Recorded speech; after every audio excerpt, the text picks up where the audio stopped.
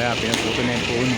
Kasi may bumabaksak dito kasi itong nakaraan po. Bumaksak to eh. Ayan o, kusang bumaksak siya, hindi siya pinutol. So, inaayos na lang ng mga taga-sitio kasi baka makabaksak. Ayan o. So, yan. So, dito kami sa West Bank. May Barosesication kahaba West Bank. Yung dulo na yan. Ayan.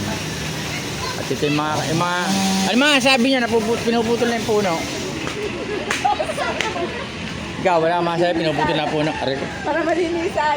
Para malinis. Ano yan? Para ligtas tayo sa mga sa bagay baka makabaksak. Okay? So ayan, pinuputol na yung medyo malilim na yan. Tapos dito yung kabila na natatakpan ng puno na yun. Nasa dulo na yun. At masyadong madilim. So ayan. Ano sasabihin mo? Ano sasabihin mo? Ano sasabihin ko sa inyo? Maganda rin yung press maputol siya kasi pagdating halimbawa may bagyo, delikado yung mapuno pag yan naputo. Pag yan nabali, may matamaan ng mga makadisgrasya sa mga bata kung ano man, mas maganda yung naputol na siya. Kaya thank you sa Pasig City Hall kay Mayor na naprobahan yung request natin na maputol yung at saka matrim yung mga puno dito. Ayun, so napakaganda na sinabi ng aking board member at talaga naman inagapan namin to kasi bumaksak na to eh.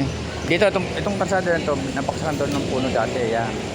So ngayon, ito yung aking salita. Ano masabi mo, dumating na yung nagpuputol ng puno? It's okay. Mabuti dahil safe na tayong lahat. Dahil ngayon magbabagyo na. Di okay na. Hindi na tayo mababahala mababaksakan bigla. Like dun sa dulo dun, di ba meron? Meron doon? May nabaksak dun. Kaya okay na po na Okay, doon sa may Hapson, Okay. Noong nakaraang araw lang may bumaksak, nagka-traffic dyan. So ngayon, meron. Yung pa malakas ba? Malakas. Malaki. Tsaka hindi ba nag-one way dyan? Doon pinadaan sa kabila. Parang So, ulan, yan. anong linggo yata? So, yun. Ulan lang yun, di ba? Sa akin ngayon, nakaraan, walang ulan. So ngayon, ano pa masabi mo? May bumaksak na puno noong nakaraang araw doon sa Hapson, sa Rosario, Pasig City. Ngayon naman ay ayaw natin mangyari yun na may mabaksakan dito ng residente, kaya inagapan natin ng aksyon. Tama ba? Tama. So yun, sa mabilis na aksyon ng ating City Hall ay napagbigyan tayo at nandito na nga sila upang tanggalin yung mga pwedeng bumaksak. So maaliwalas, makikita natin dahil talagang delikado sa bagyo. So pinuto lang yung mga ilang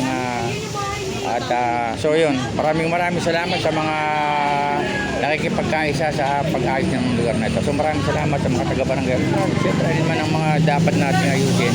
Kung may mga itutulong tayo, sabihin natin ang maagap sa ating city upang makaksyonan ng maagap. So yun po, maraming salamat. Dito tayo makadaan.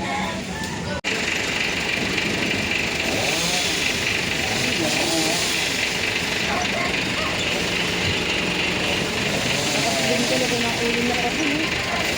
Isang ano na po eh.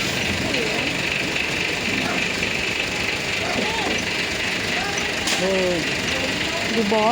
Mano lang yan, malambot lang yun eh. Dito talaga.